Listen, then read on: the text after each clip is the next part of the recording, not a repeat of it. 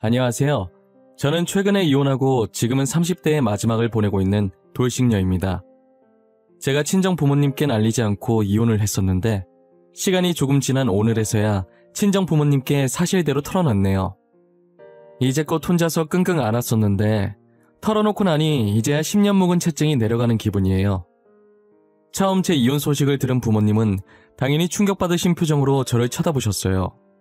곧이어 이혼하게 된 이유를 말씀드리니 당장 시댁에 찾아가겠다고 노발대발을 하시더라고요. 맞습니다. 저는 답이 안 나오는 시댁 식구들 때문에 이혼을 하게 된 거예요. 지금부터 제가 왜 남편과 이혼을 할 수밖에 없었는지 그 이유를 여러분들께도 들려드리려고 해요.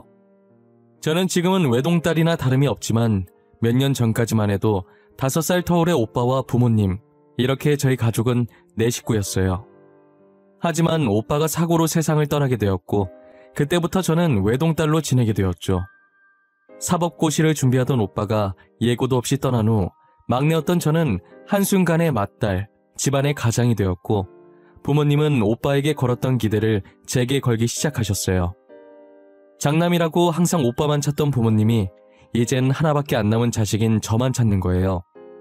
처음엔 늘 무시받던 제가 드디어 부모님께 관심을 받는 것 같아서 기분이 좋았어요.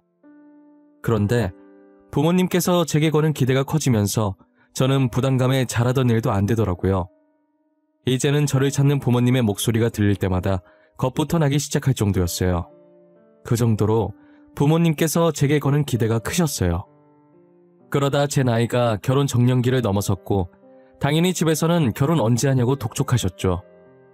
결혼 얘기가 나올 때마다 저는 정말 진절머리가 났어요. 제가 이 나이가 되도록까지 결혼을 못한 건 다 부모님 때문이었거든요.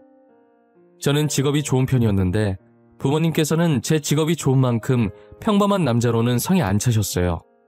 계속 저보다 더 좋은 직업을 가진 사익감을 찾으시더라고요. 그러다 보니 저는 결혼 적령기가 넘어가도록까지 결혼을 못하고 있었죠. 다른 친구들은 이미 다 결혼해서 애까지 있는데 저만 혼자 싱글이었어요. 가끔 친구들이 SNS에 남편이나 아이와 함께 찍는 사진을 올리면 가끔 부러울 때가 있긴 했어요. 저도 누군가의 아내로 누군가의 엄마로 행복한 가정을 이루며 살고 싶은 꿈이 있었거든요. 친구들한테 결혼해서 좋냐고 물으면 괜히 제 눈치를 보는 것인지 아니면 진짜 진심인 것인지는 모르겠지만 결혼하지 말라고 손사래를 치더라고요. 싱글일 때가 좋은 거니까 지금 이 순간을 즐길 수 있을 때 마음껏 즐겨 놓으라면서요. 간혹 친구들의 시집살이를 들으면 많이 힘들어 보이긴 했어요. 특히나 신우가 있는 집안은 시어머니의 신우까지 더해져서 장난이 아니라는 거예요. 명절이 제일 무서운 날이라며 여자들끼리 기싸움하다가 진을 다 뺀다고 하더라고요. 저는 그런 얘기들을 들으면서 만약에 제가 결혼을 하게 된다면 신우가 있는 집안엔 절대 결혼하지 않기로 마음먹었어요. 그렇지만 결혼이라는 게 제 입맛대로 할 수 있는 게 아니잖아요. 그리고 확실히 누나나 여동생이 있는 남자와 없는 남자의 태도가 달랐어요. 외동이거나 남자 형제가 있는 남자들은 저를 이해하는 척은 하지만 전혀 이해를 못했죠. 그런데 여자 형제가 있는 남자들은 눈치도 빨라서 제 표정이 조금만 달라져도 금방 눈치채고 알아서 제가 원하는 것을 척척 하더라고요. 그래서인지 제가 미래를 생각하며 만난 남자들은 다 여자 형제가 있었어요. 하지만 매번 부모님께서 마음에 안 들어 하셔서 결혼까지는 가지 못했죠. 저는 30 중반이 되어서 직장 동료의 소개로 만난 남자가 한 명 있었어요. 그 남자가 바로 제 남편이었는데요. 깐깐한 저희 부모님 때문에 남편이 대단한 직업의 소유자인 줄 아시겠지만 남편은 대기업에 다니는 저보다 월급이 훨씬 적은 중소기업에 다니고 있었어요. 남편 직업만 보면 당연히 부모님의 반대로 저희가 결혼을 못했어야 했는데 제가 남편을 제 직장 상사라고 거짓말을 쳐서 결혼할 수 있었어요. 지금은 거짓말 친 제 자신을 너무 원망하고 있지만요. 연애 시절 남편은 너무 다정하고 저밖에 모르는 사람이었어요. 제가 원한다고 하면 자기 간도 기꺼이 내어줄 사람이었죠. 취미며 좋아하는 음식이며 개그 코드까지 맞는 구석보다 안 맞는 구석을 찾는 게 더 빠를 정도로 저희는 모든 것이 잘 맞았어요. 이렇게 잘 맞는 사람이 과연 또 있을까라는 생각이 들었고 정말 놓치고 싶지 않을 정도였죠. 그런데 하나 걸리는 점이 있다면 그건 바로 남편의 여동생이었어요. 남편은 저보다 2살 연상이었고 남편의 여동생은 저보다 6살이나 어렸어요. 남편과 8살 차이가 나는 여동생은 거의 누뚱이나 다름이 없었죠. 처음엔 여동생이 있다는 이야기를 듣고 결혼을 해도 될지 아주 잠깐 망설이긴 했었어요. 하지만 콩깍지가 너무 씌어 있어서 그간 친구들 했던 말이 하나도 생각이 나지 않았고 남편과 결혼해서 여동생이랑 같이 살 것도 아닌데 그게 무슨 걱정인가 싶었어요. 결혼 날짜를 잡을 때까지도 주변에서는 그 나이까지 남자가 결혼을 못한 데에는 이유가 있을 거라고, 이제 연애한 지 5개월밖에 안 됐는데 결혼을 너무 성급하게 결정한 것 아니냐고 하더라고요. 그렇게 치면 반대로 저도 이 나이까지 결혼 못했는데 남편과 똑같은 상황이었죠. 제가 그때 콩깍지가 아니라 귀신에 씌었던 건지 당시의 조언이랍시고 해주는 얘기들이 제 귀에는 하나도 안 들어왔어요. 저는 주변에 만류해도 남편이 하기 나름일 것이라는 생각을 하고 남편 하나만 믿고 결혼을 했어요. 그런데 걱정과는 다르게 막상 결혼해서 생활해보니 저희 부부가 분가를 하니까 시댁에 갈 일이 잘 없어서 시어머니와 시누랑 마주칠 일이 별로 없었어요. 명절이나 제사 같은 큰 행사가 아니면 연락도 잘하지 않으셨죠. 얼굴 볼 일이 없으니 당연히 시댁살이 같은 건 없었고요. 남편도 결혼 전과 변함없었고 같이 살면서 의외의 모습을 많이 봐서 오히려 이전보다 더 좋아졌어요. 남편은 제가 알고 있던 것보다 훨씬 다정했고 섬세한 사람이었죠. 제게 부족한 부분들이 있으면 남편은 그 부분에 대해 불평하지 않고 이해하며 같이 채워나갔어요. 그런 모습들을 보면서 이 사람과 결혼하길 정말 잘했다는 생각이 들었죠. 무슨 일이 생기든 남편과 함께라면 다 이겨낼 수 있을 것만 같았어요. 정확히 2년 후 남편의 카드 거래 내역을 보기 전까지만요. 결혼하고 나서 저희 부부의 돈 관리는 남편이 하고 있었어요. 아무래도 남편이 재무팀에서 근무하고 있었기 때문에 아무것도 모르는 제가 하는 것보단 남편이 관리하는 게 더 나을 것 같다는 생각에 돈 문제는 전적으로 남편에게 믿고 맡겼었죠. 그리고 쓰잘데기 없는 곳에 돈을 안 쓰는 양반인 걸 잘 알아서 아무 의심을 안 했던 것 같아요. 저희는 남편 통장에 돈을 넣었고 은행에서 한 통장으로 여러 카드를 만들 수 있다고 하길래 남편 명의로 된 카드를 2개 만들어서 각자 하나씩 들고 다니면서 쓰고 있었어요. 1년 반 정도는 정말 아무 문제 없이 잘 썼었어요. 그러다 제가 한번 결제를 잘못하는 바람에 취소할 일이 있었는데 주말이라 전화 취소는 못하고 요즘은 온라인으로 다 해결이 되길래 혹시나 하는 마음에 남편 노트북으로 카드 내역서를 잠시 살펴봤었어요. 그런데 분명히 은행에서 카드 2개를 발급했었는데 언제 발급했는지도 모를 카드가 하나 더 있더라고요. 그 카드 내역서에는 누가 봐도 여자가 갈 법한 장소와 물건들을 산 내역이 찍혀 있었어요. 네일샵이며 마사지샵이며 거기다 성형외과까지 찍혀 있더라고요. 그리고 제가 가지고 싶었지만 비싸서 포기했던 여성용 화장품도 있었어요. 남편이 저런 곳에 갈 리 없었고 도대체 저런 화장품이 왜 필요했을까 싶더라고요. 아무리 생각해봐도 답은 하나밖에 떠오르지 않았고 결국 제가 내린 결론은 남편의 외도였어요. 최근 들어서 퇴근도 늦어지는 것 같고 밤늦게 나가는 일들도 잦았었거든요. 남자들 결혼하면 변한다는 얘기를 수도 없이 들었지만 그게 제 남편일 줄은 몰랐어요. 이미 남편이 외도하고 있는 것으로 확정짓고 나니 화가 나서 머리가 아파오더라고요. 머릿속에서는 벌써 불륜 드라마 한 편 찍고 난리가 났었어요. 저는 남편만 믿었는데 이런 식으로 사람 뒤통수를 치니 배신감에 도저히 같이 살고 싶지 않더라고요. 저와 나누던 사랑을 다른 여자와도 나누고 있었다는 사실이 너무 소름 끼쳤어요. 남편과 이혼을 해야겠다는 마음을 먹고 카드 거래 내역서를 저장해서 제 폰으로 옮겼어요. 그리고 너무 괘씸한 나머지 안방으로 달려가 자고 있던 남편을 발로 밀어서 침대 밑으로 떨어뜨렸죠. 놀래라. 절벽에서 떨어지는 줄 알았어, 자기야. 아침부터 왜 그래? 깨우려면 그냥 깨우지. 가만히 자고 있는 사람을 왜 밀고 그래? 뼈 부러지는 줄 알았잖아. 오빠는 잠이 와? 마누라 두고 딴 년이랑 바람핀 주제에 편하게 지금 잠이 오냐고. 그동안 나 몰래 이런 짓 하고 다니면서 좋았겠다? 딴 년이라니. 나 아무것도 안 했어. 내가 너 몰래 무슨 짓을 했다는 거야? 나야말로 자고 있다가 이게 무슨 봉변인지 모르겠네. 바람핀 놈들은 얼굴에 철판을 얼마나 깔고 다니길래 그 짓거리를 하고도 이렇게 당당한 거야? 남자들 결혼하면 변한다더니 오빠도 똑같아. 꼴 보기 싫어. 내가 바람을 폈다고? 너 진짜 아까부터 무슨 말을 하는 거야? 내가 너 두고 바람을 왜 펴? 나 진짜 그런 놈 아니야. 너도 알잖아. 나한테 너밖에 없는 거. 이래서 증거 없이 따지면 안 된다니까? 이거 똑똑히 봐. 당신이 외도했다는 증거니까. 당신 나 몰래 카드 만들어서 여자한테 갖다 바쳤더라? 이래도 계속 발뺌할 거야? 남편은 제가 드리민 카드 내역서를 보더니 그제서야 사태 파악이 된 건지 저와 눈을 못 마주치고 얼굴은 점점 새하얘지기 시작하더라고요. 그러더니 아까의 당당한 모습은 사라지고 말까지 더듬으면서 해명을 하더라고요. 그니까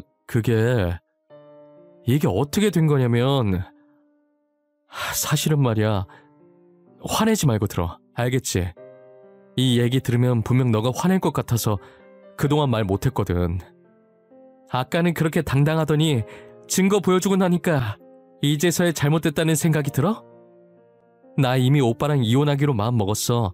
그러니까 변명할 필요 없어. 그딴 변명 들어줄 생각도 없으니까. 바람 피운 건 진짜 아니야. 그건 진짜 맹세할 수 있어. 사실 그 카드가 우리 엄마랑 동생이 쓰고 있는 카드야. 그 내역서에 찍힌 것도 엄마랑 동생이 쓴 거고. 뭐? 어머님이랑 아가씨가 그걸 왜 쓰는데? 아니, 왜 내 허락도 없이 당신 마음대로 그랬어?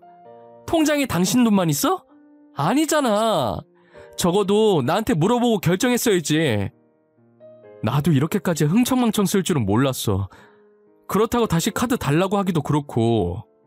그래서 내가 혼자서 그 돈 메꿔보려고 밤에 대리도 뛰고 했는데 미안해.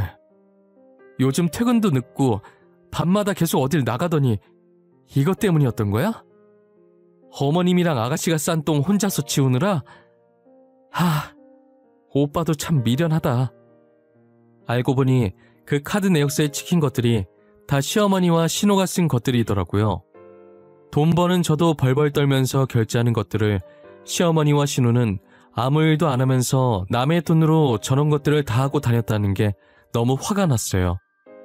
누구는 남 밑에서 좋은 소리 안 좋은 소리 다 들어가며 힘들게 돈 벌고 있고, 누구는 집에서 놀면서 남의 돈을 자기 돈 마냥 쓰고 있고, 지금 이게 무슨 경우인가요? 저는 당장 시댁에 가서 남편이 줬던 카드를 다시 뺏어와야겠다는 생각이 들었어요. 정말 이대로 놔뒀다간 당장 저희 생활비도 다 날아가게 될 것 같았거든요. 더 생각할 것도 없이 옷을 대충 아무거나 손에 잡히는 대로 입고 시댁으로 향했어요.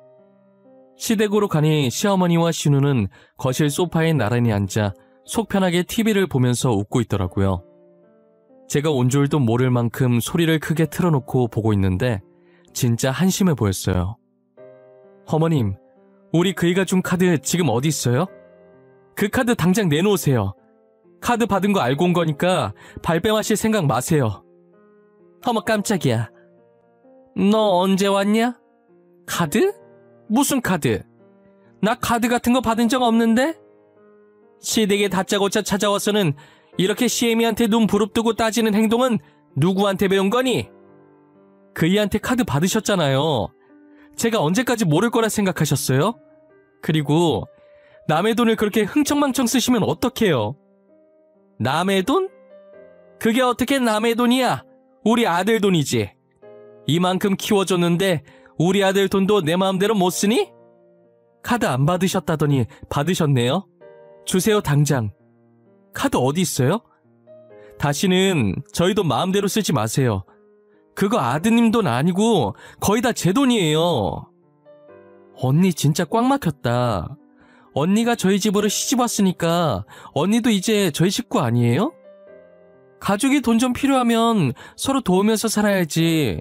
그것 좀 썼다고 뭘 그렇게까지 화를 내고 그래요? 뭘 그렇게까지 화를 내냐고요? 아가씨, 그렇게 돈이 필요하면 집에서 놀지만 말고 일을 하세요. 우리는 무슨 돈을 낳아요? 아니잖아요. 저희도 다 남 밑에서 힘들게 일해서 번 거예요. 아, 네네. 남 밑에서 정말 수고가 많으시네요. 아니, 막말로 제가 오빠 통장에 있는 돈 쓰는 건데 언니 돈이라는 증거가 없지 않아요? 저희는 당연히 오빠 돈이라고 생각하고 쓴 거잖아요. 카드 내놓으라고 하니까 시어머니와 신우는 말도 안 되는 억지를 부리면서 카드를 안 주더라고요. 솔직히 말해서 통장 명의만 남편 거지 그 안에 있던 돈은 거의 다 제 돈이었거든요. 저랑 남편 월급부터가 2배 이상 차이가 나는데 거기 있는 돈이 전부 남편 돈일 리가 없잖아요. 여기서 더 말해봤자 제 입만 아플 것 같아서 카드를 못 받은 채로 집으로 돌아왔어요. 그리고 그 카드를 쓰지 못하도록 도난 카드라고 신고를 해놓았죠. 신고를 하고 얼마 지나지 않아서 바로 신우한테 전화가 왔더라고요. 저랑 그 난리를 쳤으면서 카드를 들고 마사지샵에 간 거예요. 언니가 카드 도난 신고했어요?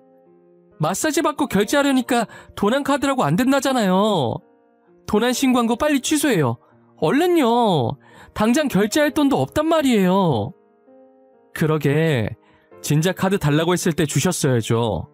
제가 가만히 있을 줄 알았어요? 그리고 저랑 싸운 지 지금 몇 시간이나 됐다고 그새 그 카드를 들고 나가셨어요? 언니 진짜 자꾸 이런 식으로 할 거예요? 저희 오빠랑 이혼하고 싶어요? 빨리 도난 신고 취소하라고요. 결제를 못해서 못 나가고 있단 말이에요. 그건 아가씨 사정이죠. 잘 됐네요. 아가씨 거기 되게 좋아하셨잖아요. 평생 거기서 살면 되겠네요. 그럼 잘 지내봐요. 저는 도난 신고를 취소해줄 마음이 전혀 없었어요. 남편은 저희 통화를 듣고 옆에서 안절부절 못했지만 제가 화가 난 게 보이니 아무 말도 안 하더라고요. 그러다 남편 휴대폰이 시끄럽게 울리길래 봤더니 신우가 이번엔 남편에게 전화를 한 거예요. 남편이 폰을 들고 제 눈치를 보길래 남편 폰을 뺏어서 그대로 전원을 꺼버렸어요. 눈치 없이 신우 편을 들었다간 이혼당할 것 같으니 제가 자기 폰으로 뭐라든 얌전히 있더라고요. 결국 시어머니께서 가지고 계시던 돈으로 대신 결제를 하고 신우를 데리고 나왔어요. 그리고 저는 또 이런 일이 생길 걸 방지해서 남편에게 돈 관리를 따로 하자고 했어요. 남편도 순순히 그렇게 하자고 하더라고요. 원래 쓰던 통장에 이미 시어머니와 신우가 돈을 다 써버려서 얼마 안 남았길래 달라고 하기에도 뭐해서 그냥 남편 보고 가지라고 했어요. 이제 모든 것이 다 들켰고 더 이상 숨길 것도 없다고 생각한 건지 시어머니께서는 뻔뻔하게 대놓고 저한테 돈을 요구하기 시작하더라고요. 남편과 돈 관리 정리하면서 부모님들도 각자 보살피기로 했었거든요. 그래서 평소 시어머니께 드리던 용돈이 반토막이 났어요. 반토막 난 용돈을 들먹이면서 저보고 돈을 내놓으라고 하는 거죠. 이번 달에 들어온 용돈 보니까 반이나 줄었던데 도대체 그 돈으로 둘이서 어떻게 생활하라는 거야? 굶으라는 말이야? 어머님, 그걸 왜 저한테 따지세요? 따지시려면 남편한테 따지셔야죠. 이제부터 부모님들은 알아서 모시기로 얘기했어요. 그렇게 돈이 부족하시면 아가씨 보고 일하라고 하세요. 뭐? 희년 이거 시애미한테 말하는 싸가지 봐라. 네가 뭔데 우리 귀한 딸한테 일하라 말아야? 그럼 아들은 안 귀하신가 봐요? 남편은 지금 어머님이랑 아가씨 사치스러움 때문에 낮에 회사 다니랴 밤엔 대리기사하랴 바쁘게 살고 있는데 안 불쌍하세요?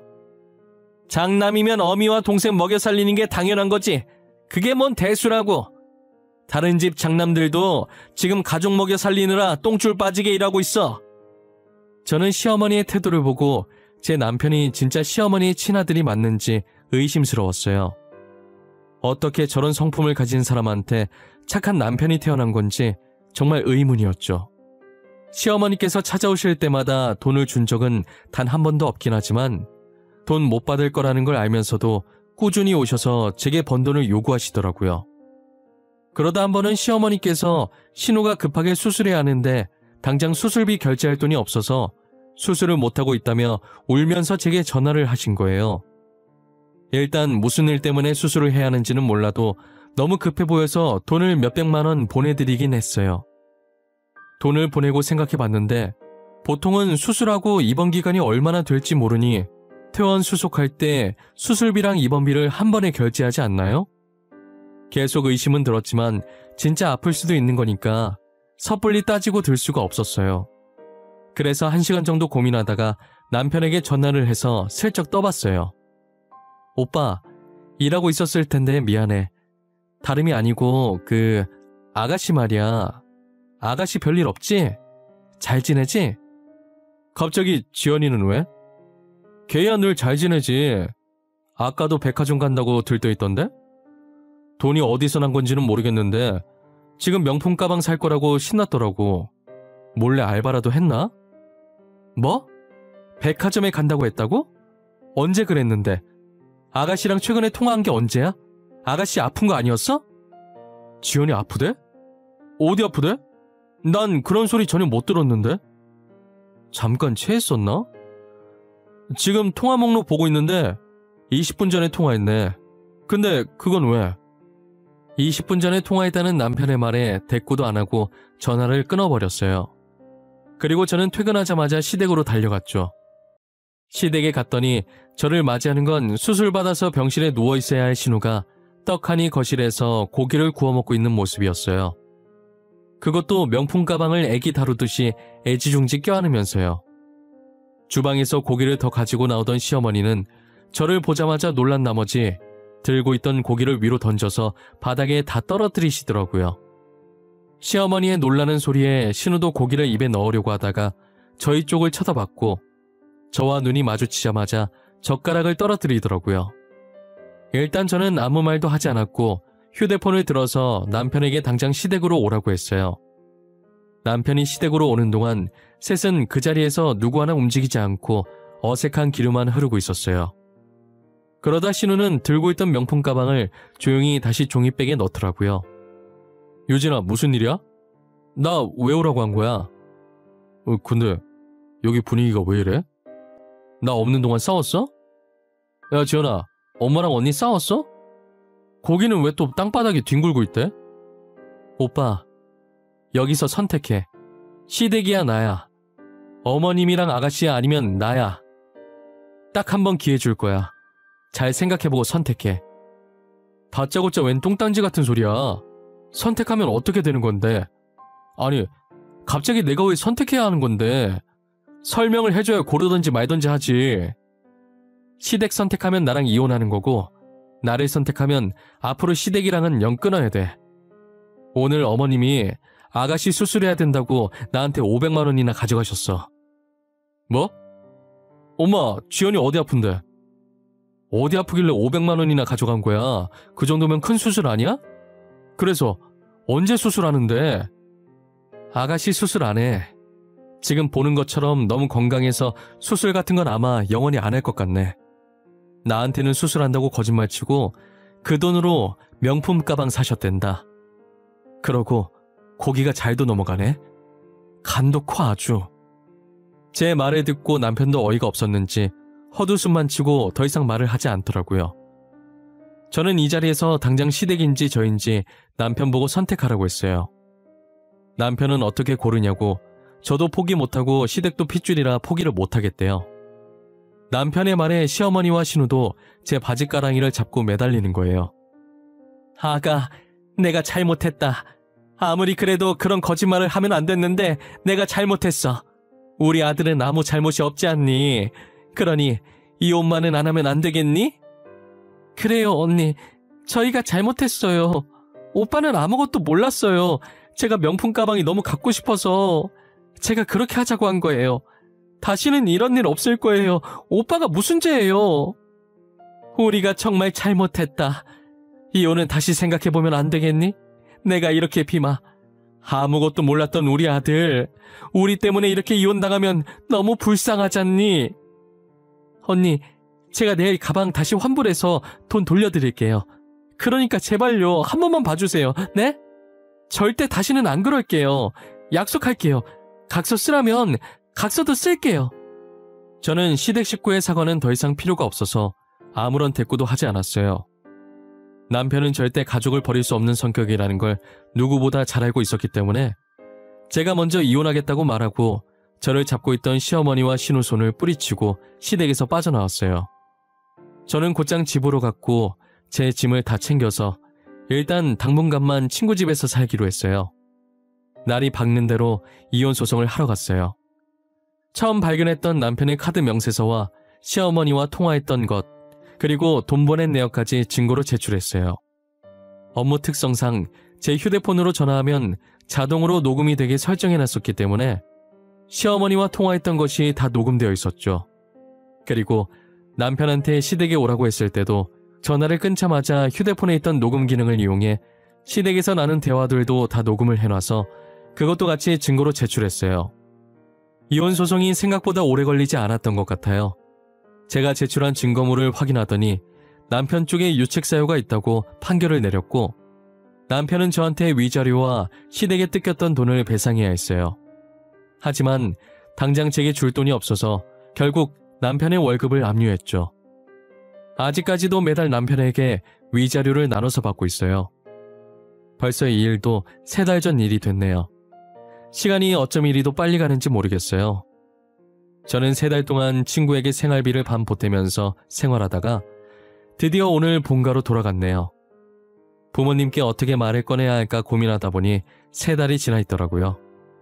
지금 이렇게 글을 쓰고 있는 와중에도 거실에서는 부모님께서 화내는 소리가 들려요. 전 남편에게 통화를 한 것인지 아버지께서 이놈 저놈 소리를 다 하고 계시네요. 저는 아마 앞으로 재혼은 절대 안 할 것 같아요. 결혼 생활을 해보니 결혼은 저랑 안 맞는 것 같더라고요. 언젠간 좋은 사람이 생긴다면 생각은 한번 해보겠지만 안 할 확률이 확실히 높아요. 그리고 제가 신호의 안 좋은 면만 말한 것 같은데 제 신호가 그랬었다는 거지 안 그런 신호분들도 분명 많을 거예요. 여기에 올라오는 사연 가끔 들으면 신호와 친구처럼 지내시는 분들도 많더라고요. 그러니 본인도 누군가의 신호인데 제 글에 신호가 나쁜 존재라 적혀있다고 기분 나쁘게 생각은 하지 않으셨으면 좋겠어요. 본인 같은 신호가 있는 반면에 아직도 저렇게 나쁜 신호도 존재하는구나 라고만 생각해주세요. 이제 저는 부모님께도 이혼 소식을 전했으니 풀지 못했던 문제를 하나 푼 기분이에요. 앞으로는 저희 부모님도 챙기고 제 자신도 챙기면서 열심히 잘 살아보려고요. 이건 제 생각인데 아마 전 시어머니와 전 신우의 씀씀이는 평생 고쳐지지 않을 것 같아요. 결국 그 둘 때문에 죽어나가는 건 전 남편 하나뿐이겠죠. 여러분들도 결혼할 때 남편만 믿고 하지 마시고 주변 사람들까지 잘 알아보고 하셨으면 좋겠어요. 괜히 저처럼 남편 하나만 보고 결혼했다가 험한 꼴 당하면 안 되잖아요. 둘이 좋아서 하는 게 결혼인 건 맞지만 경험해보니 둘만 좋다고 다 되는 건 아니더라고요. 뭐든 신중해서 나쁠 건 없으니까 충분히 시간을 두고 뭐가 현명한 선택인지 잘 판단하시길 바래요. 이왕 결혼하는 거 남편과 죽을 때까지 잘 사는 게 좋잖아요. 지금까지 제 긴 이야기를 들어주셔서 감사하고 늘 건강하세요. 저는 여러분들의 앞길을 늘 응원하고 있겠습니다.